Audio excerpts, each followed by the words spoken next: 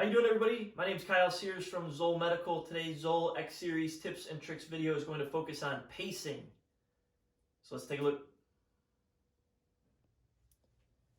All right, to successfully pace a patient, you need to have the defib pads placed anterior-posterior and at least the limb lead cables on.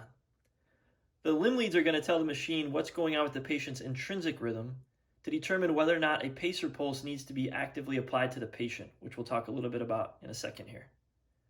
So if you'll notice the bottom left corner, I have a 3rd degree heart block, a rate of 38 beats per minute, obviously a patient that we want to pace. So the first button we press is pacer. That's going to pull up your pacer menu. The goal is to have everything blue on the screen. So right now we see a yellow menu bar, which means the pacer's in pause mode. So the first thing we want to go is activate the Start Pacer button. To do that, you're going to use your navigation keys and your Enter or your Select button right here. That menu bar turns blue. It starts to flash. We now see downward pacer spikes. The downward pacer spikes are going up and grabbing at the QRS complex to try to gain capture of that rhythm. In order to do that, you're going to increase your output or your milliamps. So I highlight output, I hit enter, and then I increase my milliamps. Every time I press the button, it goes up by 10.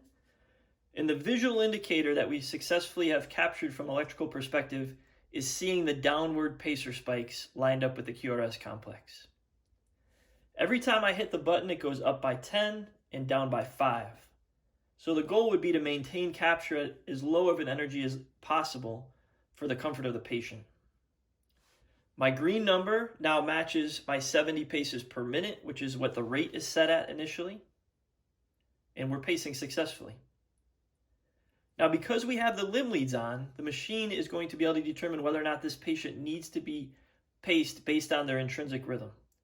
So hypothetically, if I went from a 3rd degree heart block, you treat the patient appropriately, and all of a sudden now they go back to normal sinus, you'll notice on the monitor a change happens.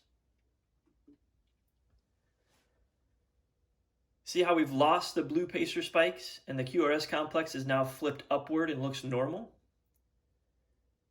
Because the limb leads are applied, the machine is able to determine that the patient's intrinsic rhythm, normal sinus in this case, is at a rate of 72 beats per minute, which is above what the pacer is set at of 70 paces per minute.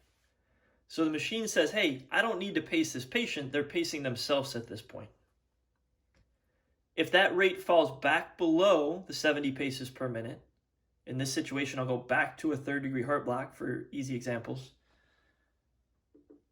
Without me doing anything on the monitor, it'll detect that fact and start to actively pace the patient again and make sure that their heart rate is back up to 70 paces per minute. So pacing, which is a high acuity, low frequency type of call, is pretty simple. It's a matter of getting the patient set up properly, gaining capture initially, and then letting the machine dictate whether or not that pacer pulse needs to be actively applied to the patient throughout the rest of the call.